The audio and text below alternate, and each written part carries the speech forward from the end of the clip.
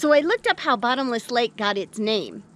And so the story goes is back in the time of the cowboys, there were some cowboys that found these sinkholes, and using their basic logic and science available at the time, they took 2 to 3 ropes and tied them together and then put them into the lakes, and they never did reach the bottom. So they were bottomless lakes. But as time went on, and with science and all, you know, they figured out that that really wasn't the case, and that the different sinkholes have different depths. I'll mention them as I show them to you later on in the video. Now you know.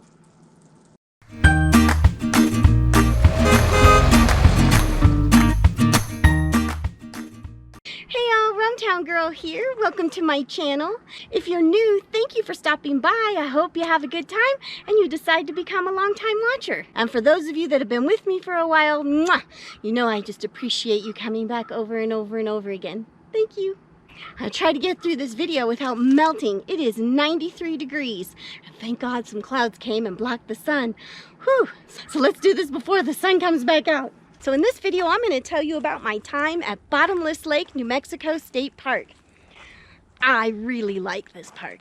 I don't know if you know this, but one of the reasons I like to make these videos is because, of course, I wish someone had made them when I was trying to figure out where to go camping and what to expect when I got to a particular state park or campground. You know, I did my best to find the spots that I thought were going to be wonderful. And as you can see as we go along, a lot of times, the picking was poor. And this was another one of those times. Now, one of the things I really liked about Bottomless Lakes that I'm finding at a lot of the parks that I'm going to on this trip around is that they have wonderful things to do within the parks themselves. So being a person who doesn't have a tow, it's really nice when I have lots of wonderful things to go see within the park itself. Now, I really wasn't in love with where I camped, but at the time, they had just reopened the New Mexico State Parks after the cocoa bug.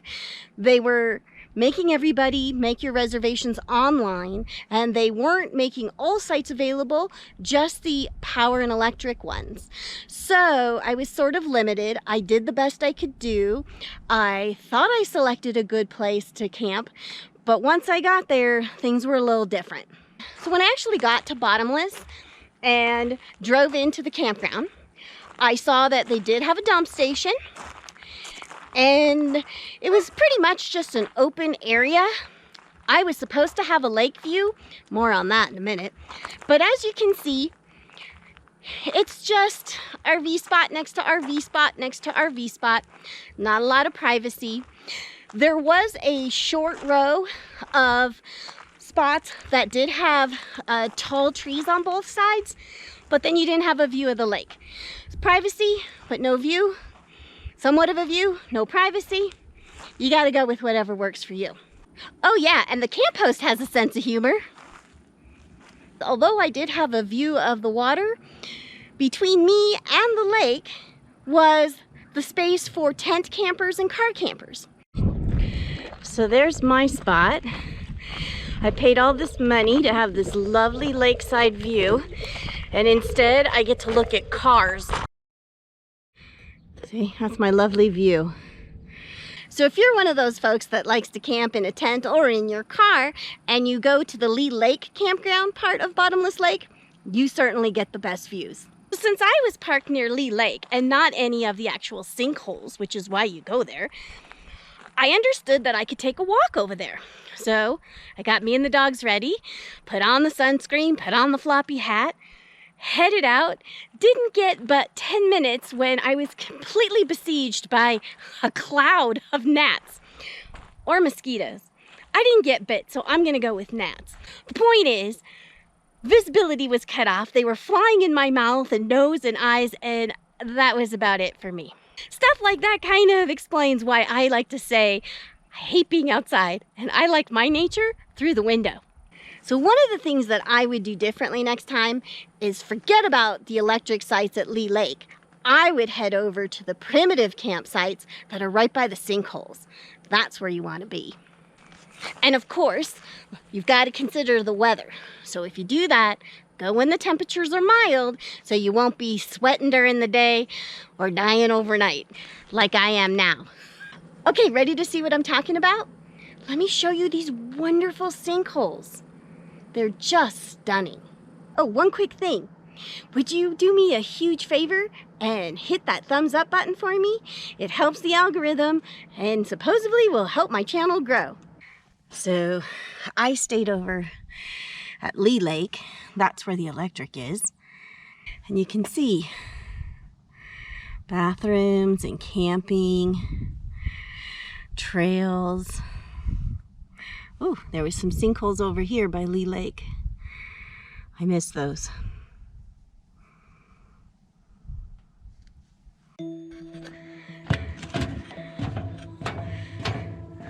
Now this is my favorite one because you can actually camp right here and have your own private sinkhole.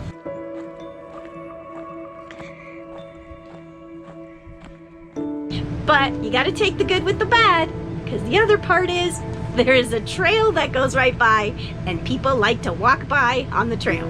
So I can't really speak to the amount of privacy you might or might not have.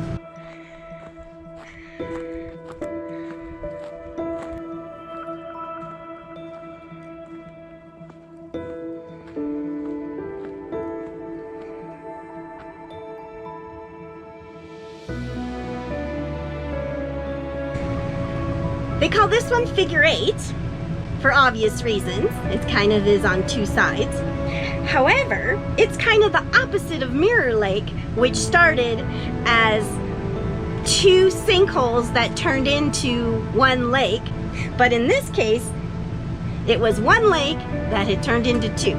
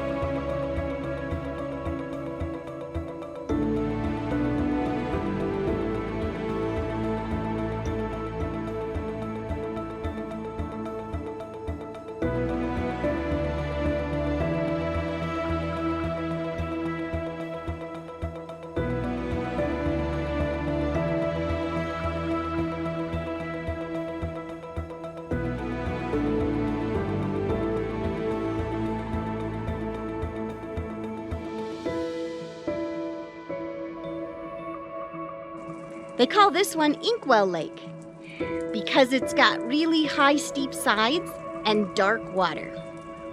Like an inkwell. Get it?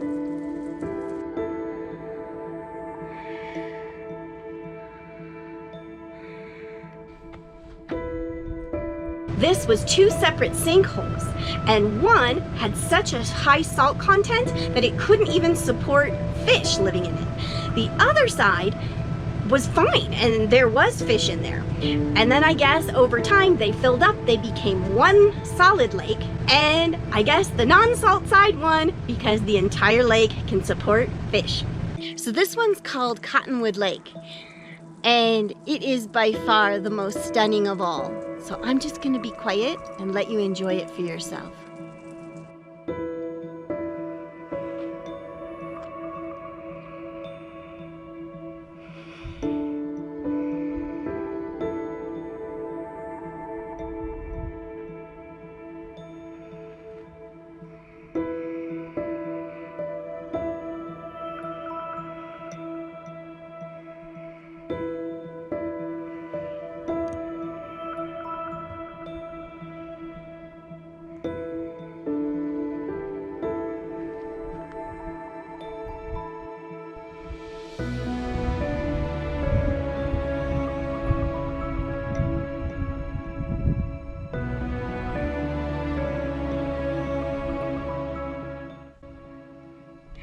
And we came in here, and that's where we saw all these wonderful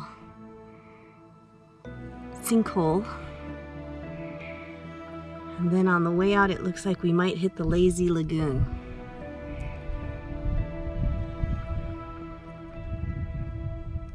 And on your way out of Dodge, you will see the Lazy Lagoon. Now, the Lazy Lagoon, what it does is at certain times of the year, it's one big lagoon. But in the summer, I guess enough water evaporates that it turns into 3 separate sinkholes again. Variety is the spice of life.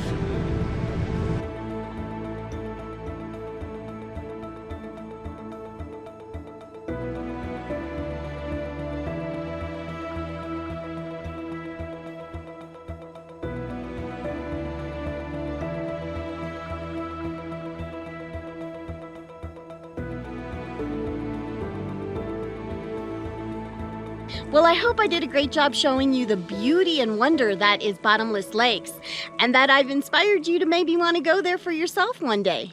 And if you had a good time with me today, don't forget to hit the subscribe button and the bell notification, and that way we can do it again, and you'll be notified the next time I post one of my videos. Or so YouTube says. I don't know, the jury's still out on that. And that concludes this video about Bottomless Lake. I really like this place. I didn't do it exactly right this time, so you know I'll be going back. How about you? All right, I got more videos to edit. See you next time.